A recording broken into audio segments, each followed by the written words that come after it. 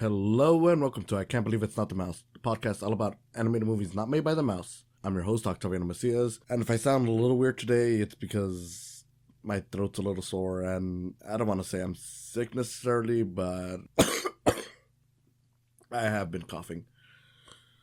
So today, I'm going to talk about something that honestly came out of nowhere. I was not aware of the existence of this thing until it broke out that it leaked out. In fact, this episode is actually running ahead of a couple of other episodes that had already made, because it's just one of those things where it's like, it's so shocking that this thing exists, and I'd rather talk about it while people are still looking at it. And that is the canceled Scooby-Doo movie, Scooby-Doo and Krypto 2. Hey, before we get this video started, I just want to say thank you for coming on, and if you enjoyed this video, like it, comment below for whatever reason you have, whether it's a question or you just want to give a shout out or just whatever. And if you've been watching a few of my videos, why haven't you subscribed yet? I mean, I'm sure some of you already have, but if you haven't, please consider subscribing. It won't hurt. It will get you more of my content. And if you really want to see some more stuff, ring that bell. Again, thank you for coming on, and I hope you enjoyed the video. No, I'm not joking. This is an actual thing that was released. I mean, not officially, but yeah, this was something that apparently was canceled during the whole Warner Bros. Canceling a bunch of stuff, because apparently this was supposed to release to tie in with that Krypto Super Pets movie that came out last year. And yeah, it's weird because it's like, in the stuff that they've announced that they were canceled or pulled from release or whatever, this was not one of them.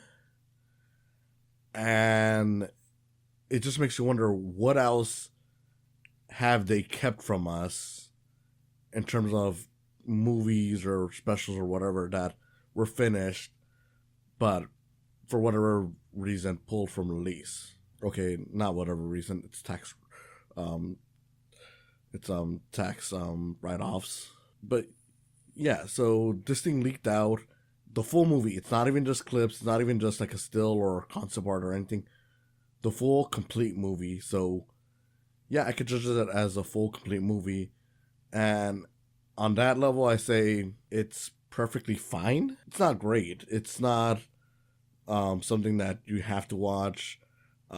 If you're a fan of DC or Scooby-Doo or both, you'll get a kick out of it. It is a cute little crossover special, but as a full movie, nah. I mean, look, regardless of how you feel, whether you liked it or not, because I know a lot of you have probably already watched it or will watch it because it is going around. This didn't deserve to be canceled in the way it was, especially because it was already finished. They might as well have just released it, gotten whatever sales they got out of it, and be done with it. But yeah, it's not an especially great movie. And I'm not too surprised. I mean, a lot of these Scooby-Doo direct-to-video movies are just okay, if at best. This is slightly above okay. It's not exactly average, but it's a little above that. And yeah, I had a good time with it, but it's not something that I'm gonna really remember outside of the whole this thing was not released to the public thing. Some of the jokes land, some of them are just cute. For the most part, nothing's really all that offensive. I mean, its biggest issue is that it runs a little too long. Like, it's barely a 70-minute movie, but yeah, you could tell that this would probably work better as a double-length episode at best. Like, it should just be a 40-minute special or something like that, because it really does drag on, especially once you realize who's behind it all, and you kind of figure that out right away. But I can't say that I didn't enjoy it. Basically, the whole premise of this one is that the Justice League has gone missing. Lois Lane is trying to figure out why. Jimmy Olsen contacts what he assumes is his old girlfriend, which is Daphne. She even points out, like, we're not actually dating. And the whole gang comes in, and they try to figure out what happened to the Justice League. They go to the Hall of Justice. There's a whole tour that they have there. It turns out that Lex Luthor is trying to buy the place, so he's there too. And eventually there's a lockdown because of some ghosts that are haunting the place. And the Scooby Gang gets trapped in there alongside Lex Luthor. And eventually we find out that also Krypto, the super dog, is there. Hence the name. And from there, it's just like, okay, let's try to figure out what's going on here. There's some colorful characters, like there's a lady who well, at least she claims she benefits from them being gone because she's like a fast food truck worker. You got a valet who is tired of the superheroes having weird cars. Just, your typical Scooby-Doo episode. And, the most charming thing about this is just the fact that Lex Luthor is a part of the gang for most of the movie, just because it's like, look, we already know he's a villain, and they do a lot of fun stuff with it. They do acknowledge stuff from the comics, like how he was president at one point, his hatred over Superman, the Legion of Doom, all that stuff. Solomon Grundy gets a few gags in here too, where they mistake him for the Creeper, and yeah, you eventually find the Justice League, and all is well. Again, not that surprising. It's your standard Scooby-Doo thing, just with DC coding. There's a lot of DC references in there, like the fast food truck that's in this is called the Challenge of the Super Fries. So, fans of the old cartoon will have a laugh at that.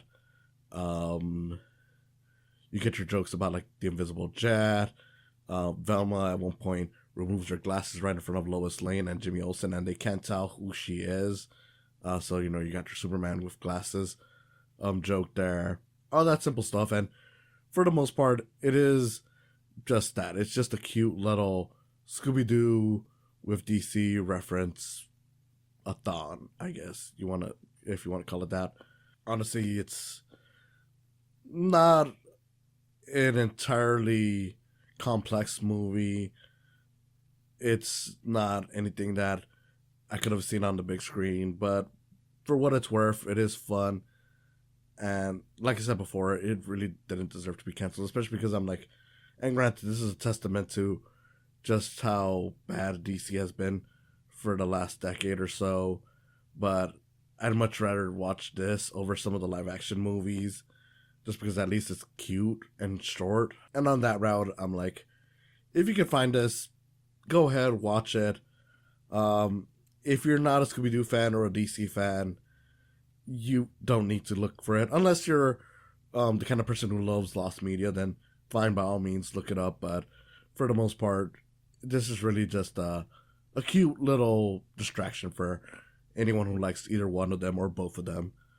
Like, I wouldn't rank it even against the Popeye animated movie that leaked out. As incomplete as that was, I was at least like, okay, this is trying to do something really big. This is trying to do something really good. This one, it's just, like I said, it's your standard thing. And that's not necessarily a wrong thing. I mean, I get it. They make, I don't know how many of these Scooby-Doo movies a year. I don't know why anyone would expect them to be consistently great, or let alone great. Every now and then, like, it's just something like, okay, we're making a quick buck, which is, again, fine. It's, you do you with your property. It's just amazing that they have this completed thing that they could have easily put out when that Super Pets movie came out, and chose not to, even though they could have easily made some money off of it. But I don't know. I really don't know what's the mindset at Warner Bros. Right now. Like, I know it's all to save money, but some of these things would have gotten them some money, so I don't know how this works out in any way, but all right. I don't know. This is probably going to be a really short one, just because of, one, how I'm feeling right now, and two, there's not much I can really say. I mean, I feel like I've talked about the whole Warner Bros. Canceling stuff thing before.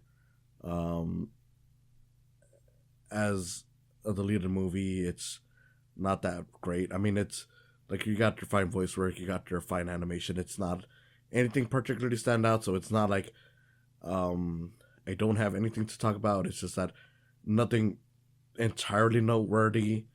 And again, this is just I don't know, maybe I should have waited until I felt a little better, but you know, I don't know if I would have had anything else to say even if I felt better. Um yeah, I mean, the Scooby-Doo movies, I mean, I haven't seen all of them. Uh I know that for like this whole run can owe its thanks to Scooby-Doo Zombie Island. Scooby-Doo Zombie Island. Wasn't the first Scooby-Doo straight to video movie or anything like that, but it was the first time that they tried to seriously reboot the series. Because during like the 80s and 90s they were kind of slowing down on it, and yeah, that one was actually a really solid one. Since then, they've been doing it more and more to a point that I feel like I see like at least 4 to 5 of these every year. I could be wrong, but for the most part, I'm like, you know, some of them are fine, some of them are not so fine. That the character has this longevity is just a testament to how beloved he is. And it's really surprising that it took him this long to do one with DC. And I know that technically they've done one with DC before with the Brave and the Bold, but that was mainly a Batman one with just some other DC characters. And I know they did a Halloween one where they had the Scarecrow as a villain, but to branch out and do like just the Justice League in general, and do one with Krypto, a super dog, it's like, okay, this is kind of surprising. That's kind of neat. I don't know. It kind of feels like when they did the Courage one, where it's like it kind of feels like they should have done this years ago, but now that they have, it's kind of cool. Only it's kind of disappointing with this one, just because, again, you then remember that the only reason why we're able to watch this one is because someone leaked that out, which gives us hope, or at least it gives me hope that we'll someday be able to watch the Batgirl movie that was canceled. Maybe even the Scoob movie that was canceled because there was another Scooby movie. This one was a sort of sequel to the theatrical CG Scooby-Doo movie.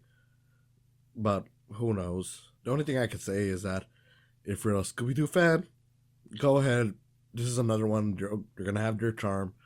You're going to find your charm in this. It's going to be a fine time.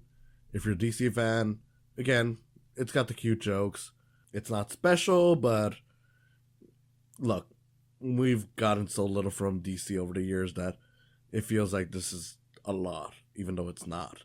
Beyond that, you don't need to watch it, but if anything, if you're a fan of Lost Media, by all means, go ahead, seek it out. It is not a bad time. Definitely could have been shorter, but for what it's worth, there's no reason this should have been Lost Media to begin with, because it is fully complete.